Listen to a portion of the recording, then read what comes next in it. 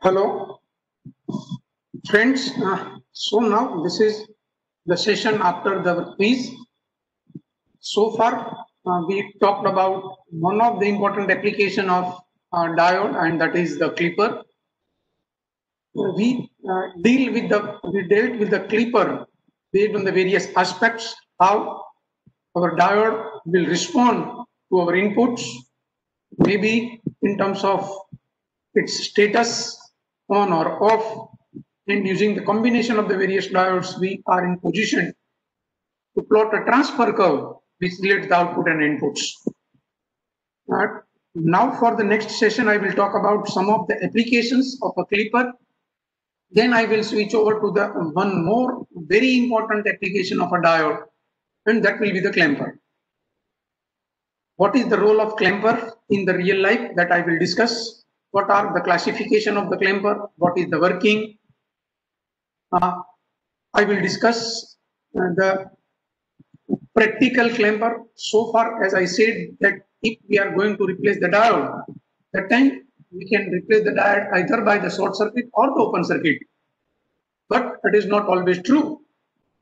It may offer some finite resistance in forward bias. Of course, that is in terms of few ohm. Same way, that will not perfectly open circuit in case of that when that is under the reverse bias. That offer the very high resistance, that maybe in terms of the mega ohm. So by considering that the real diode which offers some finite resistance in forward bias, some high finite resistance in this forward bias and reverse bias, and we will try to analyze. One of the question in our EDC quiz, which element is not essential in case of the clipper? So capacitor.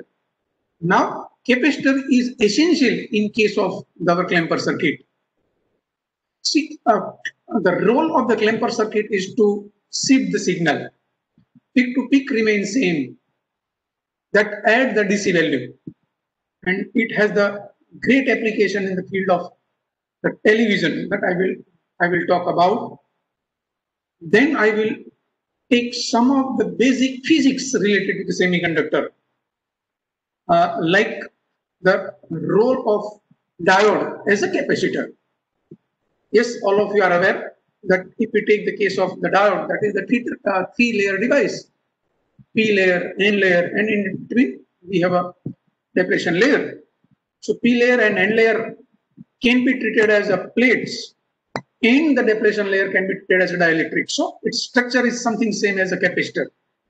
When diode is under reverse bias, depletion layer becomes wider. So that is analogous to the distance between the two plates of a capacitor is more. And as we know that the capacitance depends on the effective area of a plate, which dielectric material is used, and the distance between two plates, or you can say that is the thickness of the dielectric. So by changing the voltage, we can change the width of the depletion layer, which result the change in the capacitor. And how we will define this, that is known as some transition capacitance, and I will talk about the same. So this all about the agenda of next session of NADC. Thank you.